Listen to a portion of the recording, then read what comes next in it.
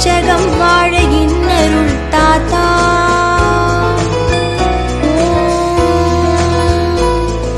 திருநள்ளார் கஷேத்திரத்தில் திருக்கோவில் கொண்டு திருவருள் பொழிகின்ற சனீஸ்வர பகவானே போற்றி. கிரகமண்டலத்தில் வில்லில் ஆசனம் அமைத்து அமர்ந்திருப்போனே போற்றி. யமனை கிரக தேவதையாய் கொண்டவனே போற்றி.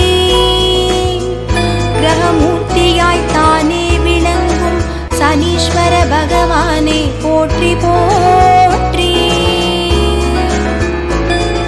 சூரிய பகவானுக்கும்